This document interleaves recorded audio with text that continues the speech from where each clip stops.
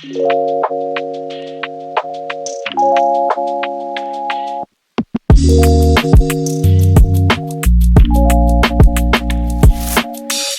Impact, c'est un serious game sur la transition durable. L'objectif derrière tout ça, c'est de sensibiliser autour des enjeux sociaux, sociétaux et environnementaux, sensibiliser un maximum de collaborateurs. Pourquoi on utilise le jeu? Parce que le jeu est un outil puissant qui permet de fédérer et de faire adhérer un maximum de collaborateurs autour de ces enjeux. La genèse du projet, c'est qu'on a constaté sur le marché qu'il y avait des solutions purement ludiques qui permettaient de toucher un maximum de personnes et de faire la cohésion. Il y avait des solutions très métiers spécifiques aux enjeux climatiques, mais qui étaient parfois anxiogènes ou qui excluaient un certain nombre de personnes dans l'entreprise.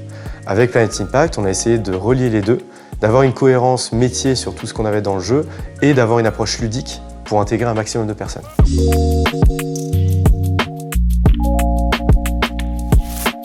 Le jeu, c'est un peu comme un escape game. On va avoir un fil rouge ludique qui va amener chacune des équipes à faire des défis, des ateliers, des mises en situation immersives.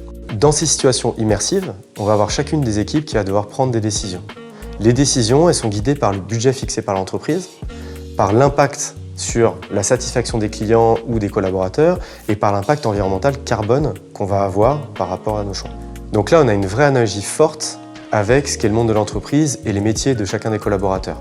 Si on prend l'exemple d'Econocom, on prend un hardware, le choix que vous allez devoir faire sur là où il est produit, d'où proviennent les matériaux, comment je l'achemine jusqu'à mes usines ou mes clients, comment je gère la politique de gestion des déchets, de réemploi, de reconditionnement.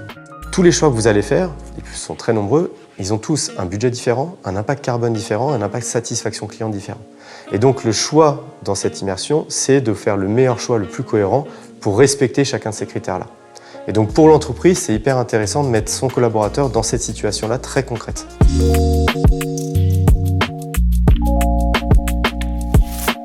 Le serious game, il dure 2 heures. Nous, notre objectif, c'est aussi d'avoir un impact beaucoup plus pérenne que uniquement 2 heures.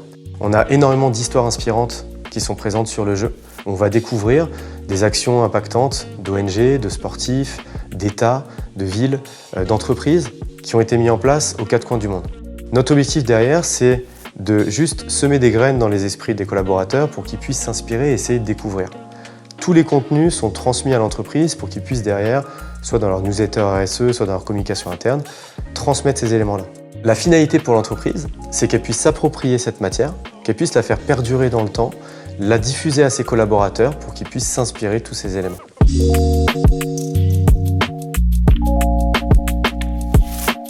La collaboration avec Econocom, elle s'est faite pour développer un serious game sur mesure sur la thématique du numérique durable.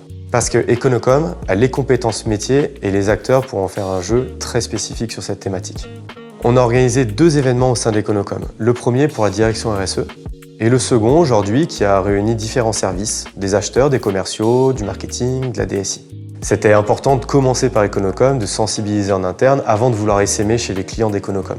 Demain, on veut aller chez un maximum de clients Econocom pour pouvoir sensibiliser leurs collaborateurs. C'est intéressant pour Econocom qui va impacter ses clients et c'est intéressant pour nous, en tant qu'entreprise à impact, de toucher un maximum de personnes.